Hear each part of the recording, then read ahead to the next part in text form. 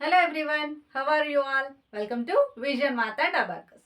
మనం రెగ్యులర్గా ఆల్జిబ్రాలో ఇచ్చే క్వశ్చన్స్కి అన్నోన్ వాల్యూని ఏదో ఒక వేరియబుల్ లైక్ ఎక్స్ అనుకుంటూ నేర్చుకొని చేస్తాం కదా. కానీ సింగపూర్ స్టూడెంట్స్కి మన వేరియబుల్స్ లాగా ఎక్స్పోనెంట్స్ లాగా కాకుండా బార్ మోడల్ అని నేర్పిస్తారు. ఆ బార్ మోడల్ అంటే ఏంటో చూసేద్దామా? ఇది సింగపూర్లో రుహిక అనే పాప వాళ్ళ క్లాస్లో ఉన్న క్వశ్చన్ అనమాట.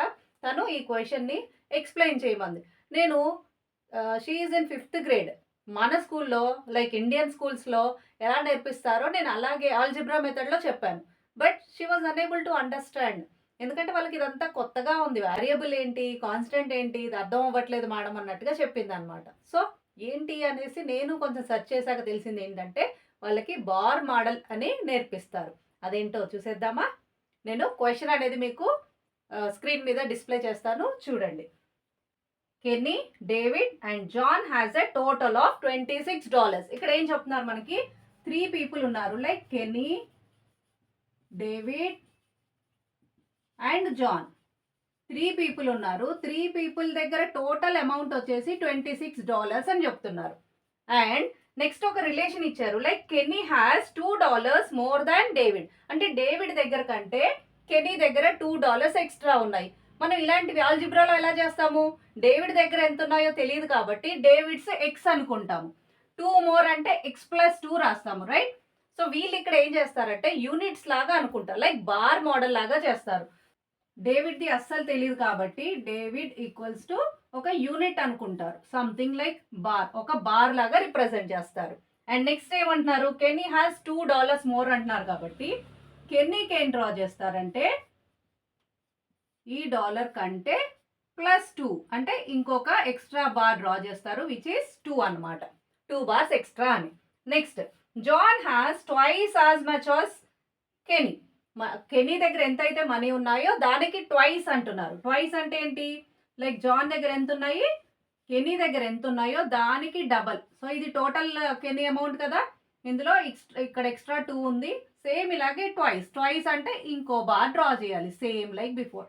సో ఇది +2 అనుకోండి. సో ఇది ఒక యూనిట్ అవుతుంది, వీళ్ళు యూనిట్ అంటారు. దీన్ని ఒక యూనిట్ అంటారు, ఇది ఒక యూనిట్, రైట్? ఇది కూడా యూనిట్ కదా. సో సేమ్ యూనిట్స్ మనకి 4 టైమ్స్ ఉన్నాయి, రైట్? అండ్ ఇంకొకటి ఏంటి, ఆల్ టుగెదర్ మేక్స్ $26 అన్నారు కదా. సో వీళ్ళ దగ్గర ఉన్న టోటల్ అమౌంట్ ఏంటి, డేవిడ్, కెన్నీ, జాన్ అందరి దగ్గర కలిపి $26 ఉన్నాయి.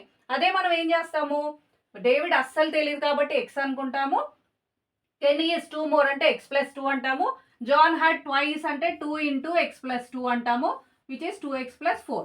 సో ఇవన్నీ యాడ్ చేస్తాము, x+2 2x+4 యాడ్ చేస్తాము, total equals to 26. So you will get the value of x. But వీళ్ళకి ఇలా కాకుండా ఇలా చేస్తున్నారు. సో దీన్ని మనం ఏం రాస్తాము, అందరినీ కలిపి 26 అంటే ఎన్ని యూనిట్స్ ఉన్నాయి చూడండి, 4 యూనిట్స్ కదా.